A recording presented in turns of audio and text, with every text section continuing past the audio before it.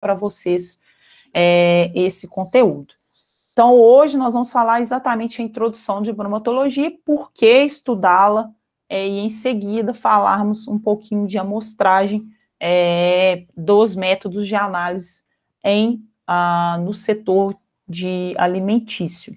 É claro que é bem próximo aí da área farmacêutica, bem próximo da área de cosmético, que é a área que vocês atuam. Então, a bromatologia, por que estudar a bromatologia? Porque eu preciso aí, então, conhecer a composição da matéria-prima e do produto acabado. Por que eu preciso disso, né? Igual eu falei mais cedo, né? Composição da matéria-prima, vamos pensar, eu tenho uma fazenda, ordenho leite, né?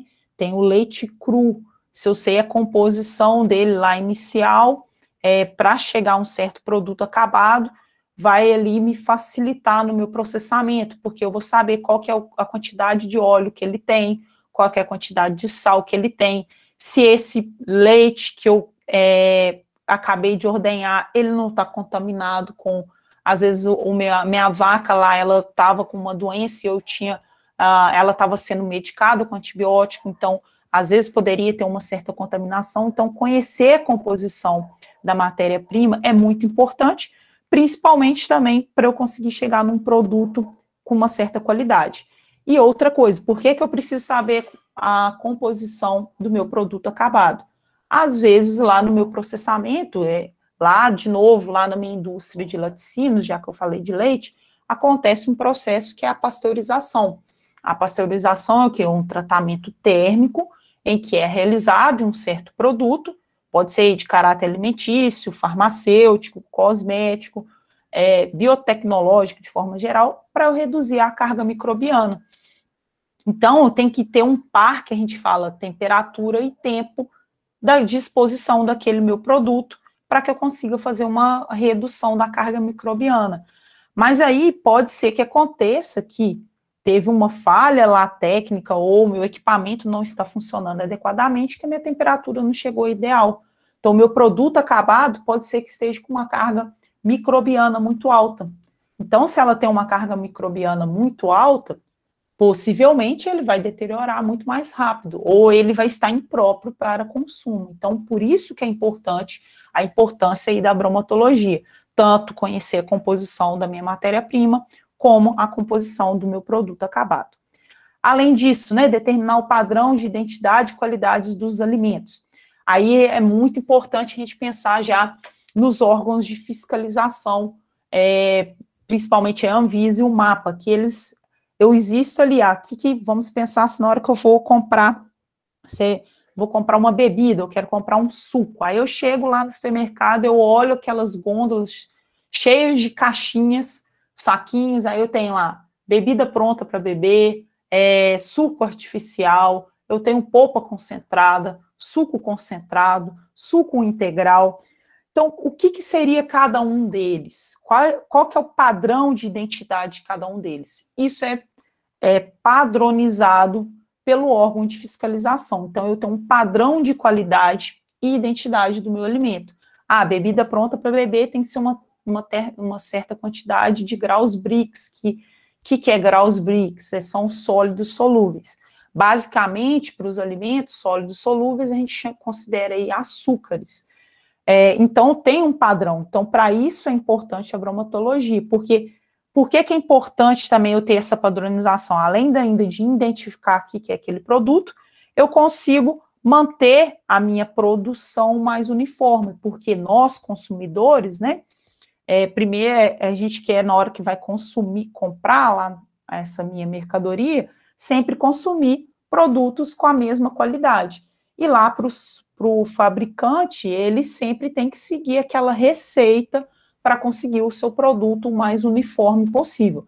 É claro que o alimento aí vai depender muito do lote de produção, porque o alimento é um produto complexo, né, que tem diferenças aí pelo clima, pela estação, pela incidência solar, isso tudo aí tem interferências.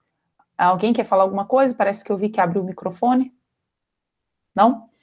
Gente, outra coisa que eu falei.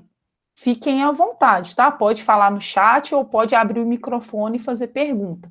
Quanto mais, assim, interação tiver na aula, melhor. Não tem problema, não. Não importa se eu estiver falando e quiser me perguntar uma coisa na hora, pode abrir o microfone e falar. Em seguida, outra importância, controlar e garantir a qualidade da matéria-prima e do produto, que é, como eu disse, né, se eu avaliei a quantidade de microbiota, eu sei lá, não, tem a microbiota alta, então eu tenho que manter esse produto refrigerado até que eu faça o processamento. Então, a bromatologia me permite isso. Estabelecer a composição nutricional nos rótulos, que vai ser uma das atividades que vocês vão fazer, composição nutricional, saber identificar quanto de água tem nesse produto, quanto de carboidrato tem, quanto de óleo tem. Isso é muito importante. Além disso, também obter dados para planejamento dietético. Como eu sei a composição que tem no meu produto, eu consigo fazer esse planejamento. Segurança no consumo de alimentos. Da mesma forma, né, que eu falei anteriormente, se eu sei a composição, eu sei o quão seguro está o meu produto. Por quê? Vamos pensar que lá no presunto tem uma certa quantidade de nitrito no início, tanto é que é um produto rosado, né? Se ele vai diminuindo essa composição de nitrito, ele vai mudando a coloração. Então, eu consigo ver ou por coloração, ou também vejo pela composição de nitrito presente ali no meu, nitrito e nitrato presente no meu produto final, que vai ali me indicar a segurança de eu consumir ou não aquele meu alimento. Outro exemplo muito comum, que é o que tem lá das embalagens de produtos enlatados, é a presença ou não, principalmente aí do palmito, do clostrídio, né, que aí ele pode produzir a toxina, que dependendo aí, se a pessoa vier a consumir certas quantidades, vai causar aí vários, vamos dizer assim, interferências aí no seu metabolismo, que pode aí não dar muito bem para a pessoa que for consumir. Gerar o banco de dados e validação de processo, muito importante aí para a área da industrial, ter esse controle da composição do alimento, desenvolver novos produtos e padrão de qualidade. Sempre aí, se alguém for trabalhar numa indústria de pesquisa, não só na área de alimentos, tá, mas também na área farmacêutica e de cosmético, e se for trabalhar no laboratório de pesquisa e desenvolvimento, que vai desenvolver novos produtos, vai trabalhar aí com análises, no caso aqui de alimentos, análise de alimentos. Então, é muito importante porque eu vou conhecer da minha matéria-prima e vou ter o conhecimento da minha composição, do meu produto final. Então, por isso é muito importante o acesso e a aplicação da bromatologia. Além disso, também, para finalizar, conhecer os efeitos do processamento e da estocagem na qualidade do produto. Um dos testes mais importantes que é feito na indústria de alimentos, para conservação de alimentos, é o teste que a gente fala de vida de prateleira, para saber o tanto que aquele meu produto vai alterar a sua qualidade durante a sua estocagem, podendo ser uma estocagem refrigerada ou podendo ser uma estocagem em temperatura ambiente. Normalmente, como que eu consigo fazer essa avaliação? Eu vou avaliando a minha composição, ou vou fazendo ali a bromatologia, que é a análise de alimentos daquele meu produto de tempos em tempos. Então, eu consigo avaliar a estocagem do meu produto e também avaliar se eu preciso melhorar ou ter uma modificação no meu processamento para que aquele produto tenha uma vida de prateleira mais alta. Exemplo muito comum, efeitos de processamento, né, e a qualidade do produto. Vamos pensar assim, se eu vou ali no açougue, compro uma carne e deixo ela estocada na temperatura ambiente, vai durar muito pouco tempo, né? Uma das tradições muito comuns que a gente vê de antigamente, o que acontecia? O estoque de carne era feito ou através da salga, né, que muita gente conhece como a carne de sol, a carne seca, porque eu removia grande quantidade da água presente na carne e consigo, né, estocar ela por mais tempo em temperatura ambiente. Ou então também, hoje é muito comum você ver estocar a carne na atmosfera modificada, que é aquelas carnes que a gente compra estocada a vácuo, mais para ter aí uma melhor coloração, melhor textura da carne, mas ainda ela precisa permanecer refrigerada. Outro tipo que também tem a carne já agora, a gente fala, né, a carne de panela, que é estocada na gordura, então, assim, vai depender muito da qualidade do produto final que se deseja e do processamento, então, por isso é importante avaliar e ter o controle dessa composição desse meu produto de interesse. Por isso, a importância da bromatologia para essas condições aí de produtos da indústria alimentícia.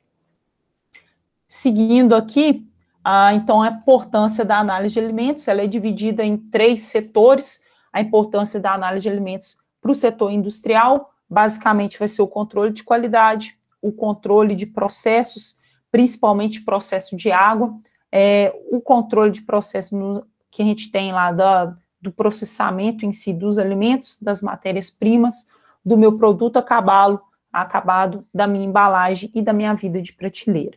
Para as universidades e principalmente para os institutos de pesquisa, vai ser o quê? Desenvolvimento de novas metodologias, controle dos meus processos em pesquisa e a prestação de serviço é muito utilizada aí, principalmente algumas, não sei se a Betatec faz, né, mas pode ter aí na prestação de serviço das empresas júniores, justamente fazer essa análise de alimentos, já conseguir montar o rótulo, saber composição dos alimentos. A Emily abriu aí, queria falar alguma coisa, Emily? Não, né? Não, pode continuar, certinho. Tá, beleza. Aí, para alguns órgãos governamentais, aí já pensando exatamente órgãos de fiscalização, seria aí o registro de alimentos, fiscalização na venda e distribuição de alimentos. Então, a análise de alimentos, ela é importante para os diversos setores, seja o setor industrial, o setor de pesquisa, institutos de pesquisa e universidade, e órgãos governamentais. Todos eles trabalham com a bromatologia e análise de alimentos para alguns, vamos dizer, objetivos diferentes, mas todos eles sempre para analisar a composição do alimento e conseguir controlar os processos e a qualidade do produto final. Aí, como a gente trabalha aqui com a bromatologia e a análise de alimentos para avaliar qualidade dos alimentos, então, o que afeta na qualidade de um alimento? Para eu justamente me programar e conseguir avaliar as melhores análises a serem feitas naquele meu produto, que agora, no caso, é um alimento, porque vamos pensar assim, as análises físico-químicas até agora que vocês viram, é a análise para um fármaco, né? Mas aí o que vai variar na qualidade do alimento?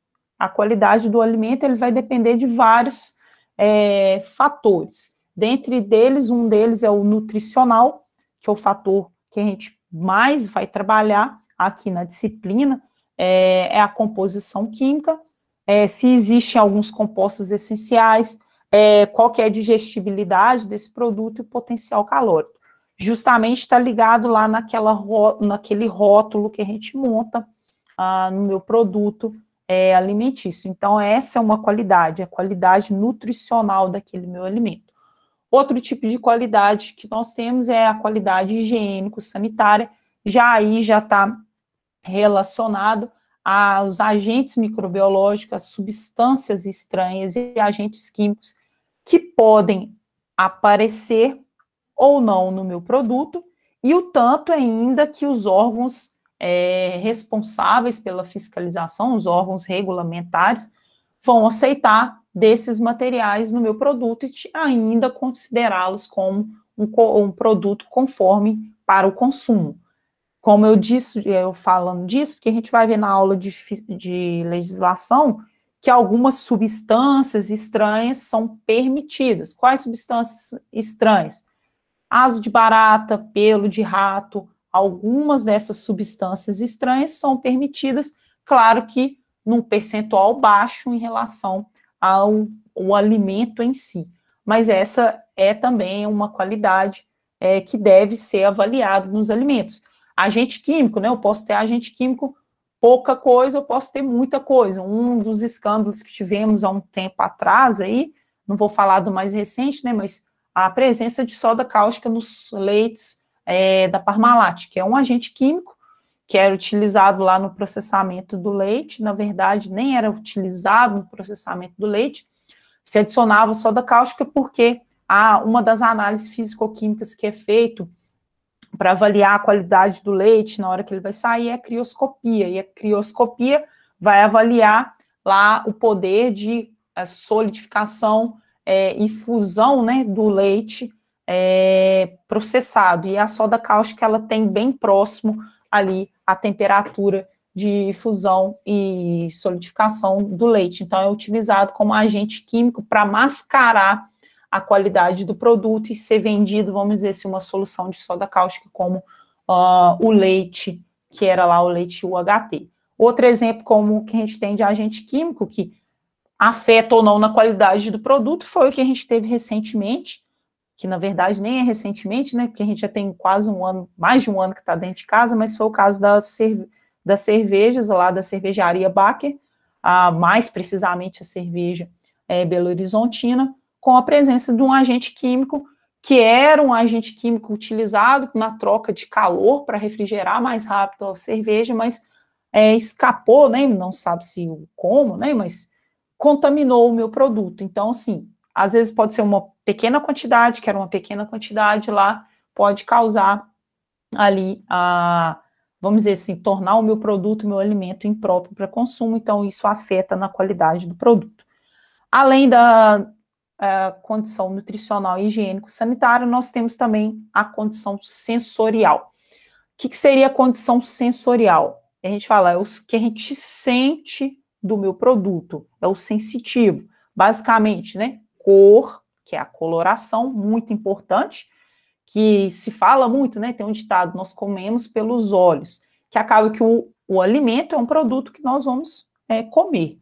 Então, a coloração é muito importante. A textura também é muito importante. O que seria textura? Quem tiver dúvida que fala que textura não é importante, como um biscoito murcho, um biscoito que não está crocante, porque sempre se espera do biscoito ou bolacha, tá? Não vamos entrar também em questão, sempre uma certa textura, que é a textura mais crocante. Aí tem diversas condições, que aí é outra, além da textura, a coloração, tem ali o cheiro também, que é muito importante, e o sabor também é muito importante, que são qualidades do alimento. Um exemplo muito comum que a gente consegue ver no supermercado de análise sensorial e mudança de cor, já vem também nas carnes, e mais fácil ainda é o presunto. Se vocês forem verificar, se o presunto tem muito tempo que ele está lá exposto na banca, normalmente aquela banca lá que está refrigerada, ela tem uma luz incidindo em cima do produto para realmente torná-lo mais atraente para o consumidor. O que está mais exposto à luz, vocês vão ver que se ele está há muito tempo lá, ele fica mais esbranquiçado. E o outro, que não está tão exposto à luz, ele está mais rosado, né? O que é o presunto, mais colorido, vamos dizer assim. Então, é uma das análises sensoriais, você consegue verificar. Eu prefiro mais o produto mais rosado, mais bonito, do que o produto mais esbranquiçado, que então vai me indicar, para mim, o que tem maior qualidade ou menor qualidade no meu produto. Então, a bromatologia, que é a análise de alimentos, a gente sempre trabalha com essas análises, a análise nutricional, basicamente. A higiênico-sanitário, vocês já viram lá na disciplina de microbiologia, para avaliar em produtos diversos, mas está aqui para avaliar a qualidade dos alimentos. E também a análise sensorial estaria aqui dentro de bromatologia e análise de alimentos, mas como nós não estamos, vamos dizer assim, estamos impossibilitados de acessar o laboratório por agora, né, no momento, mas é uma parte que seria apresentado para vocês aí, mas basicamente a análise sensorial é avaliar a textura, sabor, aroma, cor de produtos alimentícios, que está ligado à sua qualidade. Além disso também, a qualidade dos alimentos vai ser avaliada pelo quão tecnológico, aplicação de tecnologia tem aquele meu produto ou não. Basicamente pelo seu processamento, pela forma de acondicionamento, pela sua embalagem. Existem alguns produtos hoje, se vocês forem verificar, produtos com embalagem ativa. O que seria embalagem ativa, né? A embalagem, ela interage com o seu produto, ela torna-se ativa, ela mostra se ele foi congelado, descongelado, se a temperatura está ideal. A embalagem ativa, eu posso colocar que ela troque aroma com o produto embalado, que é comum aí de biscoitos, ou processamento, eu posso ter um processamento aí que vai gerar um produto mais tecnológico, um produto que vai sobressair na qualidade com outros alimentos. Então, basicamente, a qualidade dos alimentos estão ligadas nessas características. Fatores nutricionais, fatores higiênicos, sanitários, sensoriais e fatores tecnológicos. Vamos focar aqui no fator nutricional, que vai ser a composição química dos alimentos através das análises físico-químicas, basicamente, ligado aí a produtos alimentícios. Então, sabendo disso, a gente precisa, então, classificar os métodos de análise de alimentos. E temos aí 3 métodos diferentes de análise de alimentos, em que nós separamos a análise de alimentos em análises físico-químicas, análises microbiológicas e análises sensoriais. Análises físico-químicas, aqui só para mostrar, né, o exemplo seria uma titulação simples. Análise microbiológica seria um plaqueamento, saber a quantidade de coliformes fecais ou a quantidade de estafilococcus aureus presentes naquele alimento, para saber se aquele meu produto está em condições de consumo ou não. E a análise sensorial, aqui um exemplo, seria aí pelo cheiro, pela cor, aroma, né, que eu tenho daquele produto, é uma análise muito importante a ser feita aí nos alimentos. Então, nós vamos ver separadamente o que seriam cada uma dessas análises. A primeira delas, a análise físico-química de alimentos. Elas são utilizadas aí para a caracterização dos alimentos. Basicamente, a gente avalia o alimento através de análise de volumetria, de pH, a composição nutricional, tanto de água disponível que aquele meu produto tem ou não, e com isso eu consigo avaliar o tanto que aquele meu alimento, ele possa estar contaminado ou deteriorado, que é exatamente um dos princípios da bromatologia. Estou avaliando aquela minha matéria-prima ou aquele meu produto para saber o quê? Qual que é o grau de contaminação dele, se ele está deteriorado ou não, e na verdade, qual que é o grau de qualidade daquela minha matéria-prima e daquele meu produto. É sempre importante aí nessas avaliações físico-químicas. E eu vou selecionar com a avaliação, né, físico-química do meu produto, tanto que ele possa estar contaminado e deteriorado, ele vai me indicar, né, quais os tratamentos posteriores, se aquele meu produto vier a ser processado, eu posso adicionar. Pode ser um tratamento térmico, uma embalagem adequada, uma condição diferente de armazenamento, isso tudo vai indicar através da caracterização de alimentos. Exemplo, assim, às vezes fica comum, né, se eu tenho um produto de alta composição em óleo. O óleo é uma matéria-prima que facilmente ele vai reduzir, a gente fala que oxida facilmente na presença da luz. Quando ele oxida na presença da luz, a gente fala que tem aquele cheiro de ranço, que é a rancidez oxidativa, que aí tem a quebra dos óleos, e aí eu vou ter várias interferências na qualidade, né? A qualidade do meu produto vai diminuir, principalmente ali pelo cheiro, que o cheiro de ranço mesmo do meu produto pode alterar um pouco a viscosidade, um pouco da cor desse meu produto, que aí então torna um produto diferente do que eu chamo de produto com qualidade. Então, qual que seria a forma ideal para o armazenamento de um óleo? Seria uma embalagem totalmente opaca, vamos dizer, num ambiente com a temperatura ambiente não acima de 25 graus Celsius, isso tudo afetaria menos na sua qualidade. Aí muita gente pode me perguntar, né? Ah, mas anteriormente, não sei se vai ser até da época de vocês, mas anteriormente os óleos vegetais eram embalados em latas. Depois, lá, sei lá, já deve ter uns 15, 20 anos, basicamente os óleos vegetais comuns, tá? Que é o de soja, algodão, canola, que tem aí no mercado, algodão, a grande maioria é embalado em embalagens PETs. O que é embalagem PET? Aquela embalagem do refrigerante, que é em material plástico, que permite tanto a passagem de ar como a passagem de luz. Só que aí o que se fez o estudo? Fez o estudo, viu que a rotatividade desse produto é muito grande, o que se fez foi só reduzir o prazo de validade, já considerando que o consumidor vai consumir aquele produto rapidamente, antes de acontecer a acidez oxidativa. Se alguém aí que morava aqui em Divinópolis, hoje não está morando em Divinópolis, deixou um óleo aberto e foi para casa e não voltou, na hora que vocês chegarem, vocês abrem o óleo, vocês vão ver que é ranço puro, cheiro de rancidez, por mais que o óleo ficou fechado no armário, mas ele já teve exposição ao ar, já teve exposição à luz, e aí as condições do armazenamento acabou que aconteceu a deterioração a oxidação desse óleo.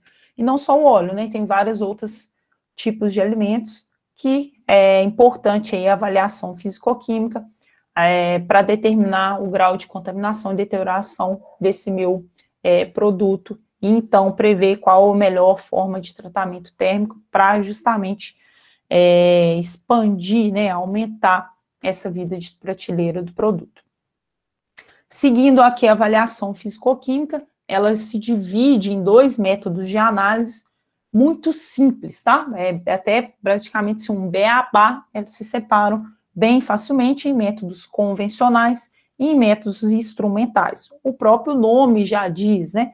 Os métodos convencionais, basicamente, são métodos aí que vão adotar vidrarias e não tem nenhum equipamento sofisticado.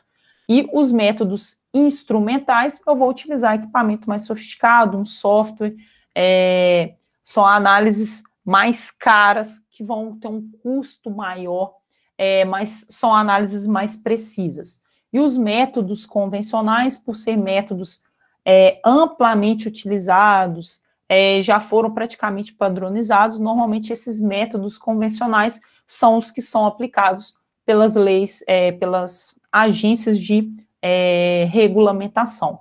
Que aí eu tenho lá, assim, no método de análise de acidez em azeites de oliva. Normalmente vai ser feito pelo método convencional, que é o quê? Uma titulação. Que eu utilizo apenas aqui um método de volumetria que não tem basicamente nada de sofisticado. É um método mais fácil de ser feito, mais barato, e normalmente os órgãos de fiscalização utilizam os métodos convencionais.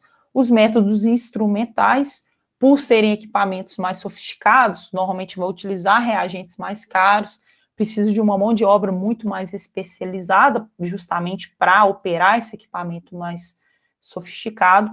São análises mais caras, mas ela consegue detectar porções menores e, vamos dizer assim, alguns componentes especiais em que os métodos convencionais têm uma certa dificuldade de detectar, caso não ser feita a digestão, a preparação da amostra. Então, equipamentos sofisticados são hoje em dia muito utilizados, principalmente aí nos centros de pesquisas em que esteja aí estudando, avaliando novos produtos e novos processos.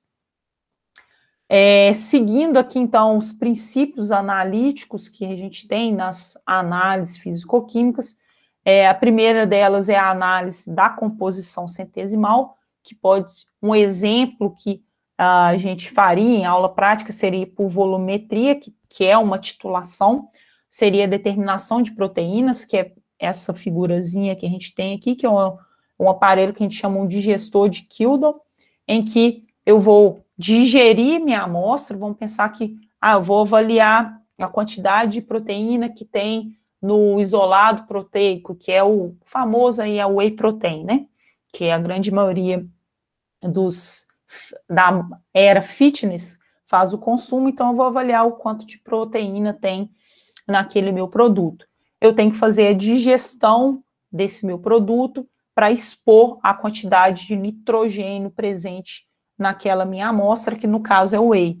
Aí, com o meu nitrogênio exposto, porque ele foi digerido nesse equipamento, eu consigo fazer a titulação do nitrogênio com amido e eu consigo determinar a quantidade de proteína presente lá no whey protein ou no meu produto de interesse, que é uma análise relativamente simples. Eu poderia fazer apenas com um Becker, um Erlenmeyer, mas como a digestão aqui é feita com ácido sulfúrico concentrado, aí tem que se ter uma certa cuidado, né, na hora dessa digestão. Então, normalmente se utiliza um equipamento, mas utiliza-se basicamente como um princípio analítico aqui a volumetria, que é a titulação.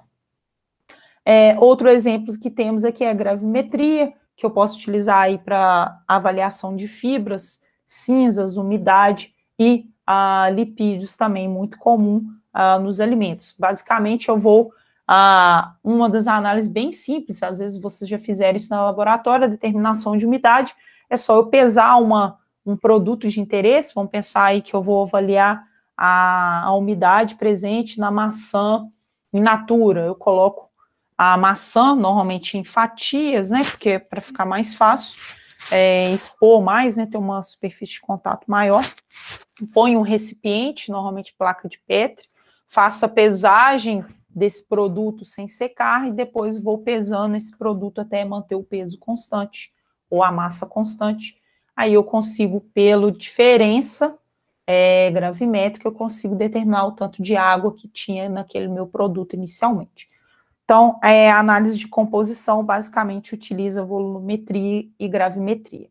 Outros tipos que temos são os métodos físicos, que aí é eletroquímica, cromatografia, espectrofotometria, emissão de chamas, outras emissões de ondas, são muito utilizados aí como métodos físicos para análise de alimentos. E terceiro, métodos reológicos, exemplo muito comum, reologia. O que é reologia? Eu vou estudar as características de viscosidade de um produto. Basicamente, esse meu produto vai ser um líquido, ou pode ser ele a gente fala assim, um líquido, uma mistura com gases, ou líquido com sólidos particulados, em que, basicamente, eu tenho texturômetros e viscosímetros. Viscosímetros é esse equipamento aqui com esse líquido amarelo aqui. Viscosímetro vai avaliar a dificuldade desse meu produto em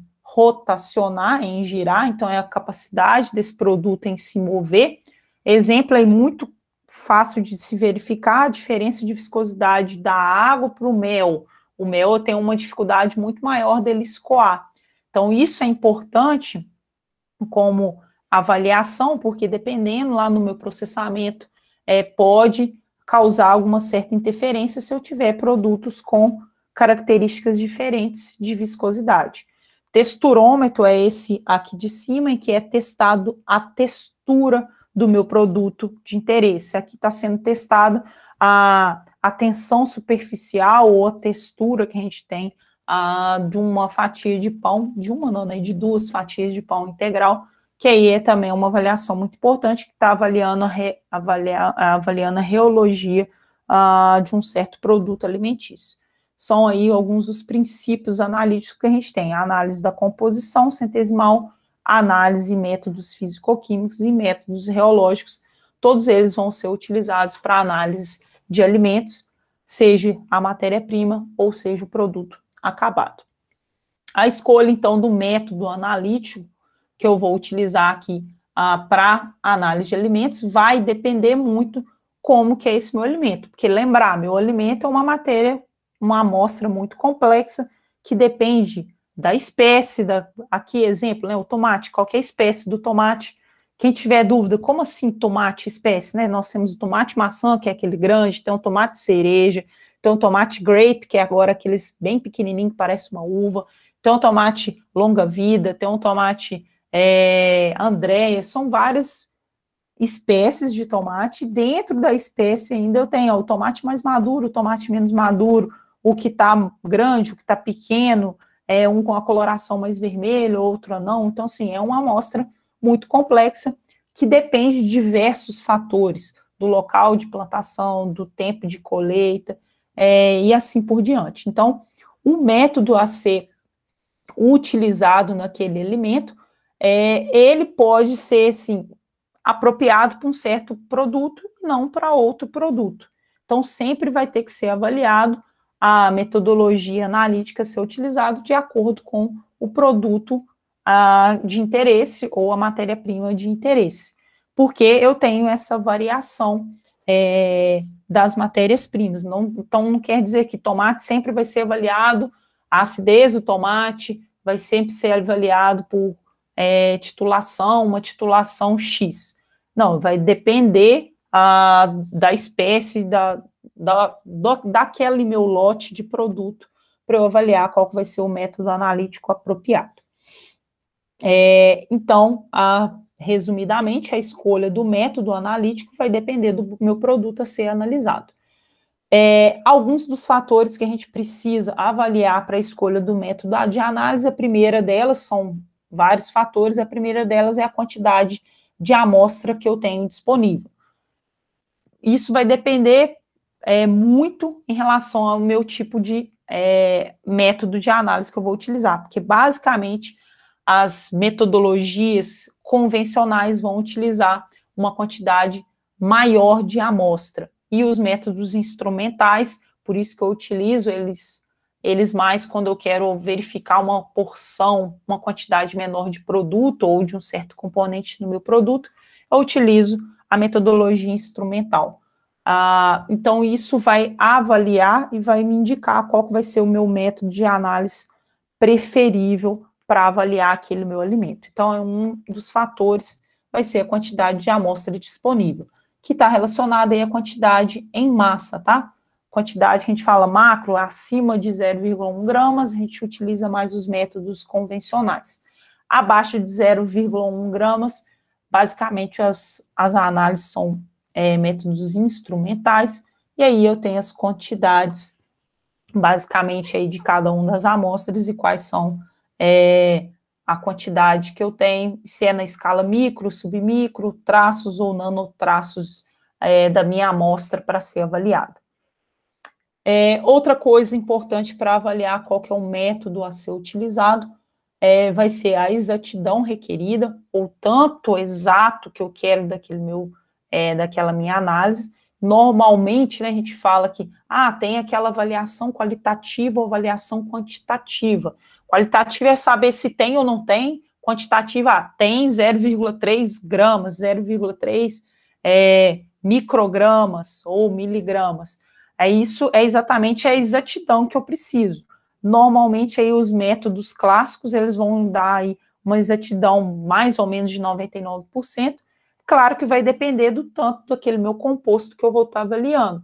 Porque aqui a gente tem que pensar que o alimento, estou avaliando a composição do alimento, a composição de carboidrato, a composição de açúcares, que são macronutrientes, normalmente, quer dizer, macro tem grande quantidade, ou eu posso avaliar a quantidade de vitamina B12 que tem naquele meu alimento, que é uma quantidade pequena, normalmente, em relação aos meus macronutrientes. Então, qual a exatidão que eu quero? Eu quero saber a quantidade exata, então isso vai afetar também no método de análise que eu for adotar. Basicamente, quando eu quero uma exatidão maior, eu vou utilizar os métodos instrumentais, porque eles são métodos aí que vão utilizar equipamentos mais modernos, com uma certa complexibilidade, que consegue detectar essas quantidades. Outra condição que eu tenho dos métodos de análise é a composição química da amostra. Posso ter alguns possíveis interferentes.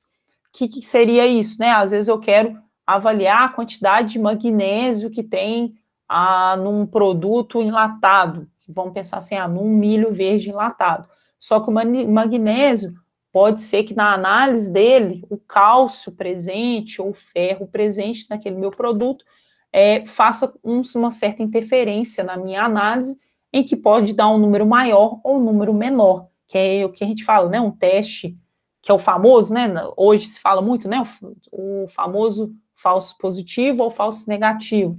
Então, pode me indicar uma quantidade diferente do real. Então, é importante muito, na hora que eu for escolher o método, verificar qual a composição química da minha amostra, se aquele método pode ser que eu possa ter interferente naquela minha amostra que vai tornar aquela minha análise, às vezes, errada da forma que ela foi avaliada.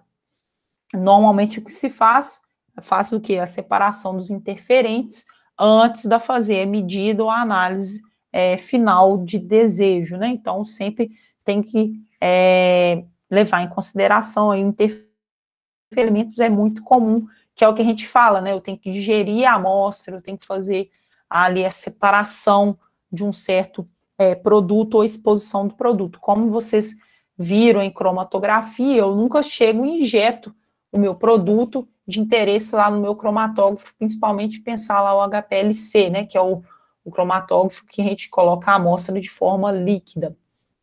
Eu tenho que fazer uma exposição, eu tenho que fazer a preparação da minha amostra para que eu consiga fazer aquela corrida, né, da cromatografia, senão eu vou carrear toda a minha coluna e não consigo fazer nenhuma análise. Então, da mesma forma que na composição química, eu posso ter interferentes no meu produto que pode prejudicar ali aquela minha análise a ser feita do meu produto ou da minha matéria-prima.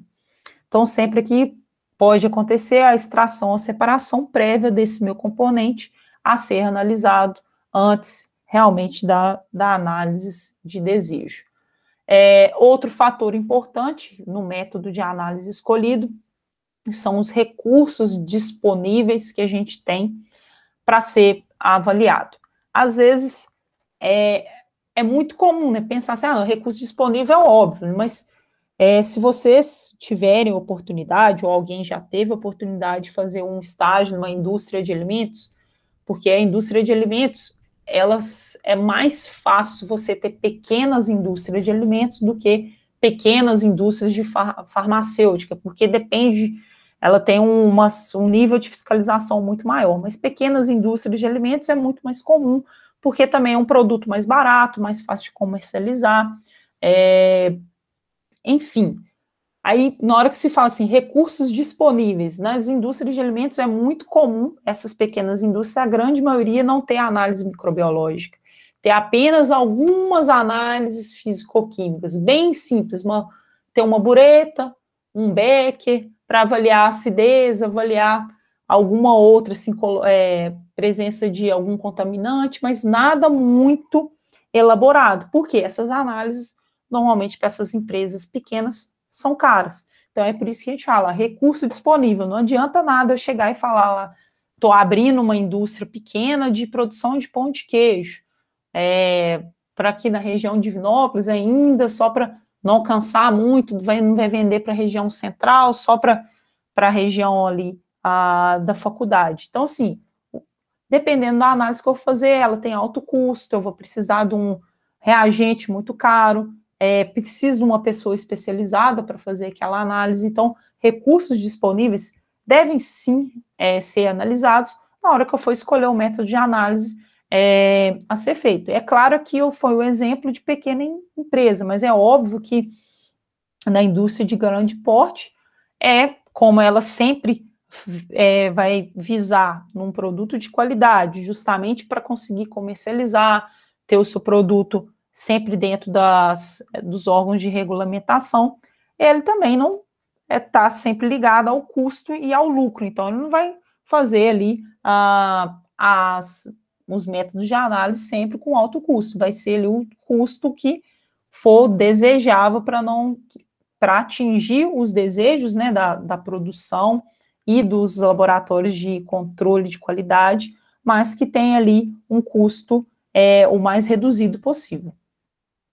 E, normalmente, como foi dito aqui para a Vitória, a grande maioria dessas análises são análises terceirizadas. E pensar de análises terceirizadas, aí já vem um custo ainda de contratar esse serviço, que aí justamente tem que se avaliar ali qual que é o método de análise a ser adotado. É claro que, como eu disse, os alimentos, a grande maioria dos alimentos aí, todos eles, né, que são comercializados, tem o seu padrão de identidade regulamentado. Então, alguns desses testes estão na regulamentação daquele meu produto.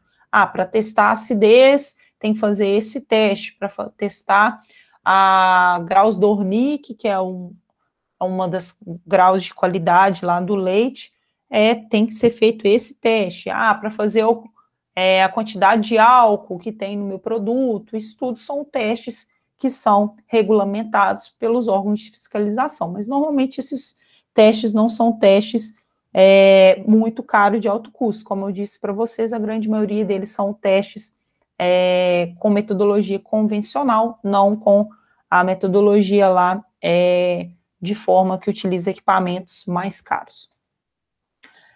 Então, fechado ali, a gente falou um pouquinho das análises físico-químicas e como escolher o método de análise físico-química, falar só rapidamente da análise microbiológica ou avaliação microbiológica, que vocês já viram, tanto o pessoal da bioquímica como o pessoal da farmácia, numa disciplina separada, que é a disciplina de microbiologia, em que é feito lá, vocês estudam, além de todo lá o reino, né, que a gente tem da microbiologia, né, que tem basicamente para os alimentos, nós temos aí as bactérias, as leveduras e os fungos de grande importância. Alguns são utilizados para a produção de um produto, né, que é um produto aí muito conhecido, né, para a grande maioria de vocês, que vem através de fungo, de uma levedura. A gente tem os queijos, tem a cerveja, tem um chucrute, né, tem alguns materiais, alguns produtos fermentados que são produtos em que, através do processamento, utilizando a microbiologia, eu consigo chegar de uma matéria-prima num produto de interesse desejado. Mas a avaliação microbiológica aqui, sempre lembrar, em relação à qualidade do produto, se está adequado para consumo ou não, de acordo com o nível de deterioração daquele meu produto. Então, eu tenho que avaliar se há ou não a presença de micro-organismos patogênicos naquele meu produto, se há um agente deteriorante, e também eu consigo, pela avaliação microbiológica, indicar como que foram as condições higiênico-sanitárias durante o processamento ou durante lá a colheita da minha matéria-prima, o armazenamento dessa minha matéria-prima e também o armazenamento do meu produto. Então, a avaliação microbiológica também é muito importante na indústria de alimentos. Basicamente, possivelmente, né, vocês devem ter feito a avaliação de micro-organismos patogênicos, que é a avaliação de presença ou ausência de coliformes fecais, que normalmente é aquela avaliação que vocês usam um tubo de ensaio, um tubinho invertido dentro do tubo de ensaio, aí deixa incubado por certo tempo, se ficou turvo o meu líquido dentro daquele meu tubo de ensaio, e dentro daquele tubinho a presença de gás, vamos dizer assim, é o teste positivo pela presença de micro-organismos patogênicos, principalmente aí os coliformes fecais, que é muito comum na indústria de alimentos, podendo ser proveniente do operador, quem está operando, o manipulador de alimentos, ou proveniente lá da forma que foi colhido, de como que está sendo a plantação daquele meu alimento, principalmente o alimento ali de origem vegetal.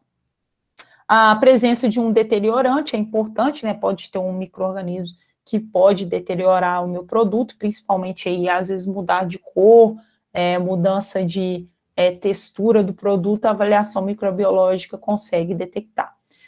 Em indicações, como eu disse para vocês, higiênico-sanitária, que está até aqui o exemplozinho, que é a avaliação com suave da mão, dos recipientes de processamento e dos manipuladores e que tem contato direto com o produto. Ali eu consigo avaliar se houve contaminação muito alta ou não do meu produto e, consequentemente, se o meu produto que vai resultar daquele processamento vai ter uma qualidade adequada. Basicamente, quando se faz aqui, dos recipientes e da mão, também coliformes fecais e também o Staphylococcus aureus, que é a microbiota, vamos dizer assim, que está no ar, e a alta concentração de Staphylococcus aureus pode causar intoxicação alimentar. Uma avaliação microbiológica muito comum, que aqui até eu não falei muito, mas acaba que é bem parecido no princípio que a gente vê aqui, que é a primeira macronutriente presente nos alimentos, que é a água, ou a gente fala umidade, teor de água no alimento é umidade. Na avaliação microbiológica se estuda muito isso, é a atividade de água de um produto, que nada mais é que exatamente isso, a quantidade de água que eu tenho no meu produto, só que aqui a gente fala que é a quantidade de água disponível na avaliação microbiológica, a gente chama AW, que é a atividade de água. É o tanto de água que está disponível para o micro-organismo utilizar lá no seu metabolismo e conseguir multiplicar e, consequentemente, causar aí deterioração do alimento. Então, a atividade de água também é uma avaliação microbiológica muito importante para avaliar se aquele produto ele vai ter uma quantidade X de dias de prateleira. Um exemplo muito comum disso, de atividade de água, foi o que eu já falei, eu reduzo a quantidade de água presente num produto, ele se conserva por mais tempo. O exemplo é a carne seca. Outro exemplo, né, se vocês forem olhar aí, doces, né, quando tem alto teor de açúcar, basicamente a validade dele dura por bastante tempo. É claro que aí tem que ver alguns doces aí que pode ser que eles podem ter o fungo e eles podem fungar com mais facilidade. Mas o produto com uma baixa atividade de água, ele tende aí a durar por mais tempo. Agora, um produto com alta atividade de água e uma acidez muito alta, ele vai ali facilitar a proliferação, principalmente de fungos. Um exemplo muito comum que a gente tem, até que hoje em dia também a gente não utiliza muito, mas o extrato de tomate, basicamente, você abriu aí, ficou 2, 3 dias na geladeira, na hora que você abre, você vê aquele tanto de fungo o mais próximo da superfície. Aí a gente tira, né, o fungo que está lá, joga fora e usa o resto, que a grande maioria faz isso. Só lembrar que os fungos, a característica morfológica dele, o que parece em cima é bem pequeno, o que é embaixo, né, que são as hifas, que aí é a grande maioria da estrutura morfológica dele. Então, mostrando a importância, se achar uma fatia de pão mofada, não é só tirar aquela e jogar fora. Teoricamente, né, tem que se tirar, tá impróprio para toda aquela, a grande maioria ali do pão que estava na mesma embalagem. O outro tipo de avaliação que eu falei com você seria a avaliação sensorial, que aí vai buscar melhorias no meu processamento, em que eu quero ou manter ou criar uma qualidade sensorial que eu desejo para aquele meu produto, eu quero reduzir certos danos causados por aquele meu processamento. Aí a avaliação sensorial, que só para mostrar para vocês, pode ser avaliação de cor, a avaliação de cheiro, e aqui é importante que a qualidade sensorial, ela está aqui vamos dizer assim, na interseção entre o alimento e o homem. É ela que vai avaliar realmente a qualidade do produto através aí das propriedades físicas, características químicas que tem no meu produto. Além disso, pelas condições que tem, né? As condições fisiológicas, psicológicas, sociológicas do homem, a qualidade sensorial vai me indicar tudo isso. Por quê? Ela me indica a coloração desejável daquele produto, que o homem espera, né? Quando eu penso em iogurte de morango, o que eu penso, né? Iogurte de morango, vai ser um negócio que é rosa. Aí tem uns produtos, né? Uns iogurte de morango, que é aquele rosa até brilhante, aquele rosa choque. Tem alguns que já é um rosinha, parece que sim, faltou anilina para colocar no iogurte branquinho, que é o iogurte natural. Então, assim, é o padrão, e é claro que no setor, né, alimentício, esse padrão de qualidade, ele altera muito pela cultura. Culturalmente, nós aqui, principalmente mineiros, nós temos uma cultura que o pão de queijo tem que ser assim, assim, assim. Ou o queijo, né, ele tem que ter uma certa característica, mas em outros locais o queijo tem outra característica, que para nós, né, brasileiros, a qualidade do queijo tem uma certa condição e a qualidade para outra cultura, né, são outros tipos, né? É claro que aí a gente tem também tipos de produto, né? Eu tenho diversos tipos de queijo. Aí, se fosse pensar, o queijo Minas Frescal. Para a gente, o queijo Minas Frescal tem que ter uma certa característica, né? Ele tem que ser borrachudo, tem que ser com uma certa textura, mais maleável, bem branquinho. E para outras pessoas, seja lá de São Paulo, outro tem uma outra característica. Isso é muito comum se for pensar até mesmo quem já teve oportunidade de ir para fora, né, para outros países, o refrigerante, porque vamos pensar assim, Coca-Cola é sempre Coca-Cola. Se eu for falar, não, é porque queijo é difícil de falar, né, queijo tem diversos tipos de queijo, né, queijo Minas Frescal, padrão, queijo Cerro, queijo, aí for mussarela, queijo Minas padrão, são vários tipos, né. Agora, vamos pensar assim, Coca-Cola, a gente pensaria assim, não, Coca-Cola é sempre Coca-Cola.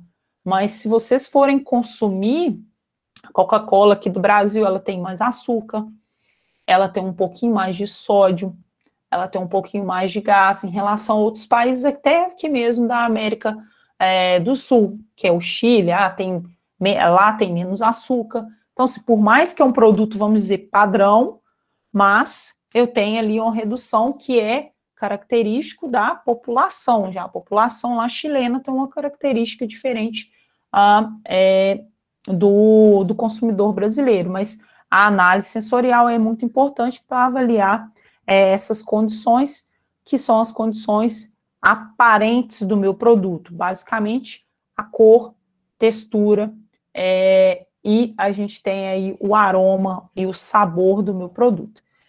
Avaliação sensorial eu sempre gosto de falar, porque como vocês não têm aula prática, que é muito importante. Vamos pensar assim, a avaliação sensorial vai muitas vezes da nossa mente, porque a gente come muitas vezes pelos olhos. Um teste que foi muito comum lá na minha época de faculdade, isso já tem muito tempo, que se fazia era teste cego de cerveja. O que seria isso? Vou avaliar qual que é a melhor cerveja para o consumidor. E lá se fazia, então, o teste primeiro, né? Pegava o copinho do lado da latinha. Vamos pensar assim, o primeiro copinho com a latinha de Kaiser. Aí você tinha que ir lá e dar a nota, eu enxergando.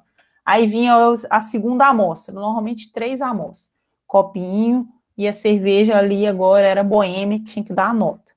E aí foi feito assim 3 amostras. Aí depois, o segundo teste, em outro dia, era como forma de análise sensorial.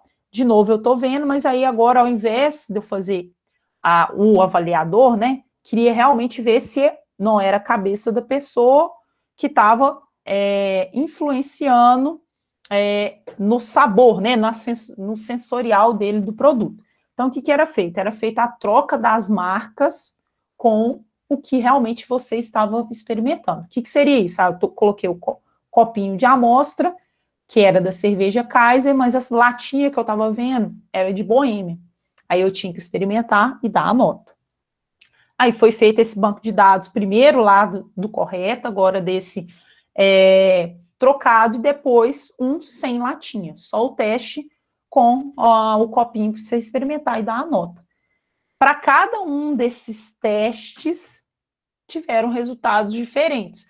Quando foi feito lá, eu vou chutar, tá, gente? Mas, quando foi feito o teste com você vendo a latinha e tomando mesmo o mesmo produto.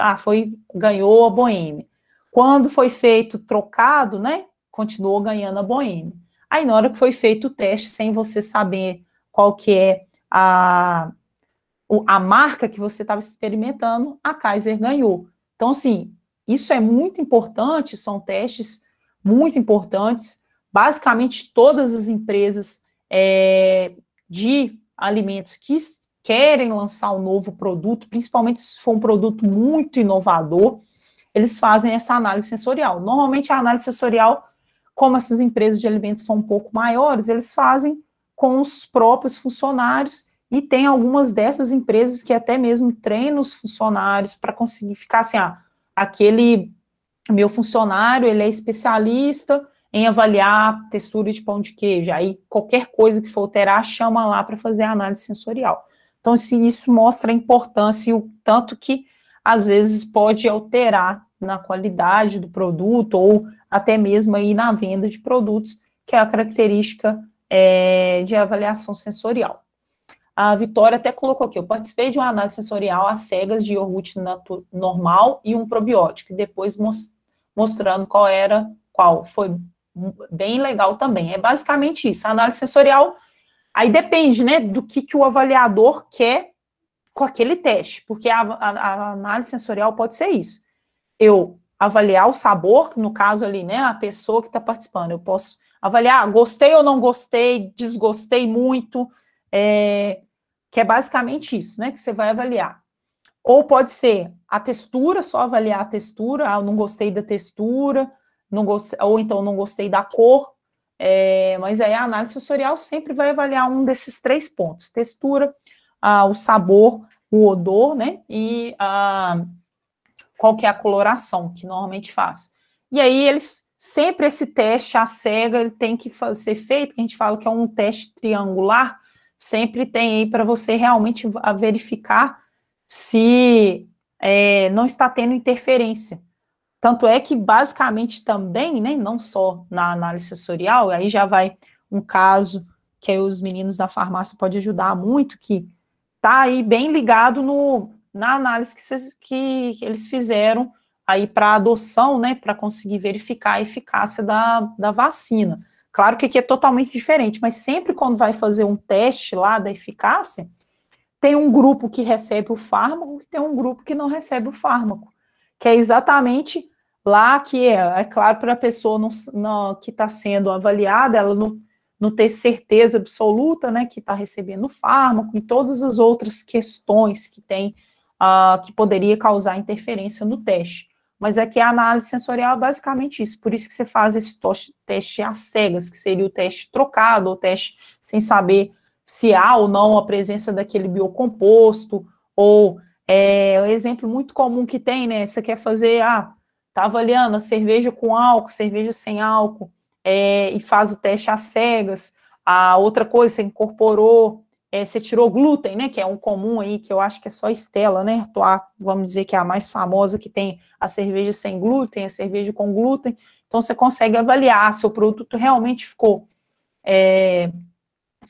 com uma qualidade boa, mas é claro que na hora que tá na embalagem, você vê aquele negócio lá sem glúten, você fala assim, será que ficou bom? Tem gente que arrisca experimentar, tem gente que não arrisca. Então, assim, a mudança de embalagem também, rotulagem, alimentos, é muito, vamos dizer assim, causa muito diminuição de consumo, pode causar aumento de consumo, porque o consumidor, normalmente, ele está acostumado com aquela embalagem, se altera um pouquinho, pode alterar aí nas formas de consumo. Que é outro exemplo que sempre nas aulas eu falo, quando a embalagem lá do leite condensado alterou para aquela que tinha um corpozinho meio de violão, começava fininho, depois ficava um pouco mais redondo. Muita gente reclamou, sim, não que deixou de consumir, mas reduziu o consumo, porque na hora que abria o leite condensado, não se sabia quanto que era metade daquela lata. Então, houve muita reclamação no saque lá da Nestlé, porque não se sabia naquela embalagem qual que era metade daquele recipiente. E realmente não se sabia quanto que era metade, porque você tinha diferenças de volume. Então, assim, uma mudança bem pequenininha, parece que não é nada, e fora ainda que, se for pensar para o supermercado, precisava de um pouco mais de espaço para acondicionar, no transporte também um pouco mais de espaço pela mesma quantidade de produto a ser transportado, então várias outras consequências, que aqui, na verdade, nem é a análise de alimentos, aí a gente já está falando um pouquinho de embalagem, mas acaba que entra um pouquinho em relação à qualidade, só como curiosidade para vocês. Seguindo aqui, basicamente a última parte que a gente vai falar dessa primeira aula, vai ser a parte de amostragem, que é uma revisãozinha, porque vocês já viram isso já em diversas disciplinas, que é a parte de amostra e análises, que eu preciso coletar a amostragem, as amostras, na verdade, fazer a amostragem, só que aqui, lembrando que são produtos alimentícios, eu preciso ter uma atenção maior, porque são produtos complexos, de acordo ali com a sua classificação, se é um alimento de origem vegetal, um alimento de origem animal. Então, o que é uma amostra? Eu preciso remover uma amostra em que é uma porção ali do que eu queira avaliar, em que vai representar o mais real possível o que é a minha população. Então, vamos pensar, né? Eu sou uma indústria de processamento de laranja, para produzir suco de laranja, e eu recebo lá, via ferroviária, né? Um trem com vagões cheios de laranja, e eu preciso pegar amostras lá de laranja, para que na hora que eu fizer a análise daquele meu lote todo que eu recebi, para saber quais são as características, a acidez daquele meu produto, a quantidade de açúcar que tem, qual que é a cor, e outras características da laranja. Então, a amostra é uma porção que eu vou pegar, bem limitada de material, que vai representar aquele meu material de interesse. Então, isso é muito importante, porque se a minha amostra não representar aquela minha população, eu posso estar fazendo a análise e o meu produto final, a minha matéria-prima, vai ter características diferentes do que eu avaliei, chamando de amostra representativa. Então, a amostra sempre tem que ser representativa da minha população. Alguns fatores que vão ser feitas, né, para a minha amostragem, vai depender, então, da minha finalidade, da minha inspeção. Por que isso vai afetar? Eu posso estar fazendo essa minha amostragem lá para fazer uma análise de inspeção lá da minha órgão de fiscalização. Então, pode ser ali, qual teste? Aceitação ou rejeição daquele meu produto, uma avaliação de qualidade média ou determinação da uniformidade. Isso pode ser a amostragem está sendo utilizada para fazer esse tipo de teste, ou para avaliar ali a natureza do meu lote, qual que é o tamanho, se é um lote a granel, se é embalado. Outros fator que vai afetar na minha amostragem vai ser o material em teste, pode ser um material uniforme, pode ter um tamanho unitário, ele vai ter ali um certo custo, pode ter um certo histórico prévio, ou seja, eu tenho um banco de dados de amostras, de amostragem e análise bem grandes, então isso vai afetar no tipo de amostragem que eu vou escolher e a natureza dos procedimentos de teste. Se eu quero que um teste com alta significância, o meu procedimento lá do teste, ele pode destruir a minha amostra, ou pode não destruir minha amostra, isso é importante, porque vamos pensar que eu vou fazer um teste, uma amostragem, pego uma grande quantidade, esse meu produto é muito caro. Então, isso é importante no processo da amostragem, porque aí o ideal seria eu pegar amostras pequenas, nesse caso, de quando eu tenho o produto ali com custo muito alto, e aqui ainda o tempo e o custo das minhas análises. Para a classificação das minhas amostras, eu tenho diversos tipos de amostra, mas eu tenho aí a amostra mais conhecida como a amostra média, em que eu consigo reduzir a minha população, a minha total quantidade de produto em uma qualidade média, uma representação bem pequena, então eu pego uma amostra média. A amostra arbitrária seria, o próprio nome já fala, se é arbitrária ou uma amostra aleatória. Eu vou pegar uma parte de um produto, então eu não consigo ali deduzir a composição média da totalidade, eu só vou pegar uma amostra aleatória em um local não específico, né, de forma escolhida aleatória em toda a minha população. Eu tenho a minha amostra legal, que normalmente vai ser a minha amostra que vai tem um caráter de prova jurídica. Normalmente, se eu tiver ali um processo de fiscalização, essa vai ser minha amostra legal. E eu sempre tenho uma contra-amostra, que é uma amostra que sempre vai ficar retida na minha indústria para possíveis problemas que existirem. Aí ela fica lá retida, às vezes chegou lá para o consumidor, né, alegou que foi o que aconteceu lá de novo no caso da Baker, né, primeiro o Ministério da Saúde suspeitou que era uma pequena epidemia no bairro Buritis, de BH, depois com o Ministério da Saúde indo nas casas das pessoas com os mesmos sintomas, eles descobriram que todas as pessoas ali tinham consumido a cerveja recentemente. Então, o que foi feito? Foi feito, pego lá na empresa a contra-amostra, ou uma amostra, alguém tinha em casa, né? Mas o certo, né? A empresa fez, lógico, pegou a contra-amostra dela, fez a análise e viu a presença lá do etileno glicol, que é um contaminante que causou aí problemas de saúde em várias pessoas que consumiram a cerveja. Então, a contra-amostra é sempre importante para isso. Às vezes, eu também chego e compro, que já aconteceu comigo, compra batata palha, aí você chega, abre o pacote de batata palha, tá todo queimado. Aí você liga lá para o saque da empresa e fala, ó, comprei a batata e ela tá assim, veio totalmente queimada. Aí a pessoa vai lá, primeira coisa que ela vai perguntar, qual que é a data de validade, qual que é o lote. Aí com o lote, ela vai lá no dia que aquele lote foi produzido e vai ver se houve algum erro. Normalmente consegue detectar, esse dia teve um problema no forno, teve um problema, mudou o operador, teve queda de energia, então eles conseguem avaliar com essa contra-amostra, e é óbvio que normalmente eles vão avaliar lá, minha contra-amostra que está retida lá está com o mesmo perfil, que às vezes a pessoa que está ligando, denunciando, pode ter alterado, né, aquele produto, mas é sempre avaliado dessa forma, com a contra-amostra. E a gente fala que a amostra para análise bromatológica, ela tem que ser representativa da totalidade do alimento, não deve produzir prejuízo econômico sensível, e a contra-amostra, ela tem que ser representativa da totalidade da amostra e sempre fica retida lá na empresa para qualquer motivo, ela possa ser acessada e ser novamente ali utilizada para a avaliação, para a análise.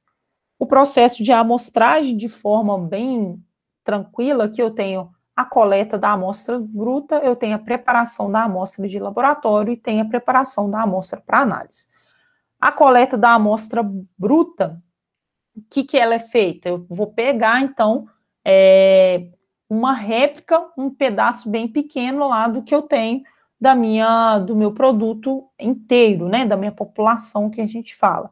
Essa coleta bruta, claro que vai depender ali também do tipo da minha amostra que eu esteja trabalhando. Minha amostra é o quê? Um material em pó, é um material denso, é um material líquido, isso vai depender da característica daquele meu produto de interesse que vai ser avaliado.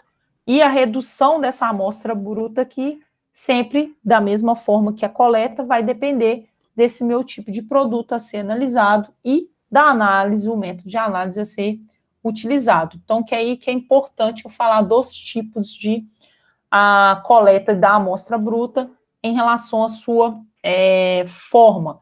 Posso ter alimentos secos, que é em pós ou granulares, então a minha redução, que normalmente acontece ou de forma manual ou através de equipamentos, que a gente fala de quarteadores, que eu removo, basicamente, eu pego uma porção, né, desse meu produto, ele vai passar normalmente lá para um equipamento que só tem barreiras metálicas, principalmente isso acontece em grãos, em que eu consigo aqui quartear, né, vai vir parte para esse quadrante 1, quadrante 2, 3 e o 4, fiz diferente totalmente da matemática, tá?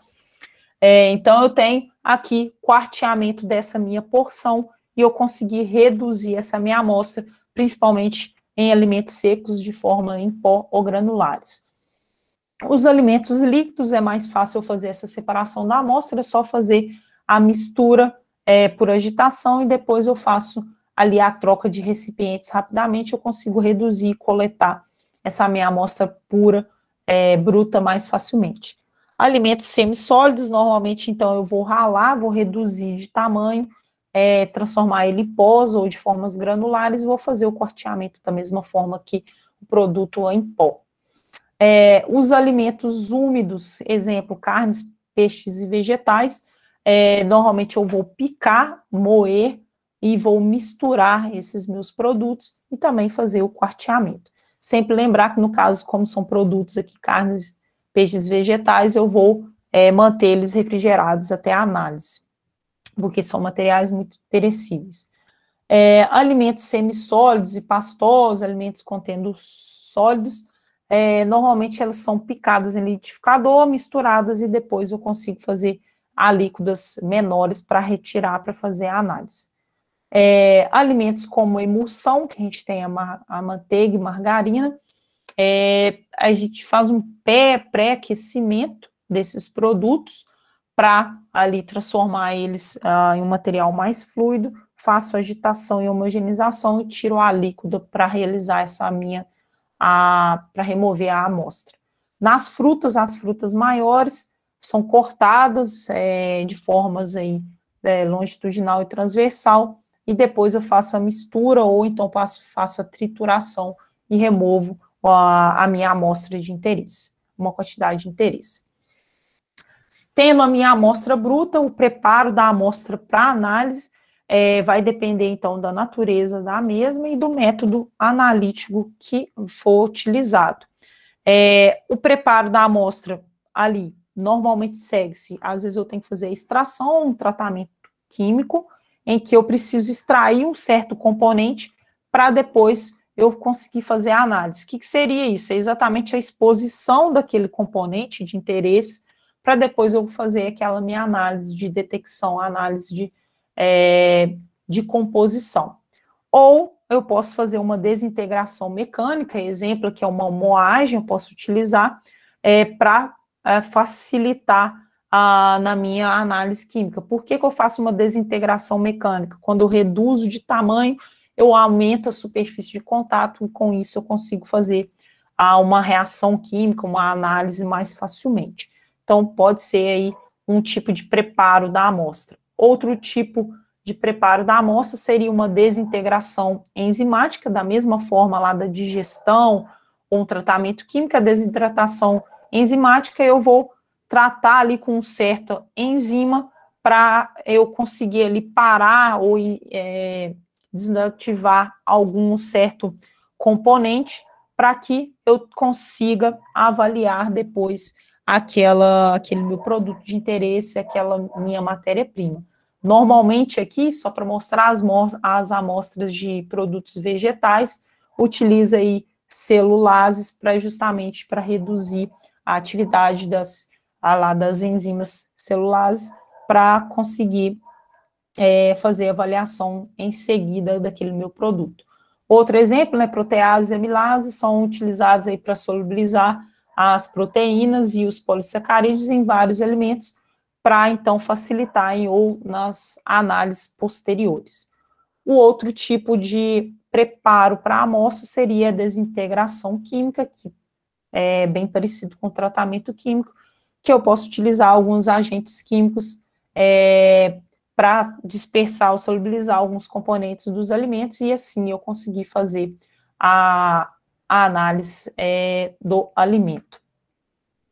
Só para finalizar, viu, gente, que eu estou vendo que muita gente já está até saindo, a preservação aqui da amostra, posso, depois que eu coletei a minha amostra e preparei ela para o laboratório, para análise de laboratório, eu posso, para preservá-la, eu posso aí inativar as enzimas para manter ela com uma qualidade até a sua avaliação em si. Posso fazer a diminuição de algumas mudanças lipídicas justamente para evitar a oxidação de lipídios e sim conseguir fazer a minha análise real do meu produto, fazer o controle do ataque oxidativo exatamente para evitar a oxidação e o consumo de algum produto de interesse que seria detectado na análise físico-química, a análise do alimento, e o controle de ataque microbiológico, também para evitar que micro-organismos durante lá a minha amostragem, o armazenamento da minha amostra, não se prolifere e atrapalhem ali na análise a ser feita do alimento. Aí os fatores a ser considerados na amostragem, basicamente, passando bem rapidamente, vai ser os alimentos, se eles são de origem vegetal, tem aí as condições, que é basicamente a genética, condições de crescimento, maturação e estocagem, alimentos de origem animal, basicamente característico pelo tipo de animal que a gente tem, a sua idade, a sua raça, e produtos de pós-colheitas vai estar ligado exatamente qual que é o grau de maturação que ele está, que aí eu sei a taxa de respiração que ele está ou não, que pode afetar na estocagem durante a minha amostra. Aí, isso aqui é bem tranquilo, após a coleta da amostra, eu tenho que identificá-la para depois eu saber para fazer a amostra. Vou fazer o envio dessa minha amostra, o transporte em condições boas para que o padrão de qualidade daquela minha amostra permaneça representativo da minha população, até que ele chegue lá no laboratório, então ele tem que ser conservado e esteja integralmente parecido ainda com a sua população real. Sempre lembrar que a amostra, eu tenho 2 amostras a serem levadas para o laboratório, a que vai ser avaliada e a que eu posso retificar o resultado, e lembrar que tem a terceira amostra, que é uma contra-amostra. Só para fechar, os pontos críticos de controle de qualidade em um laboratório de análise de alimentos é a coleta, então, e a preparação da amostra, métodos de análise, erros de instrumentação e o erro do analista. Isso são os pontos que sempre têm que ser avaliados nos processos de análise de alimentos. Acabando um pouquinho atrasada aí, alguma dúvida, se alguém tiver alguma dúvida em relação a essa aula, pode escrever lá no portal, pode me mandar e-mail, pode me perguntar para os monitores, e também podem me perguntar na próxima aula. Quem quiser fazer alguma pergunta, pode fazer, quem não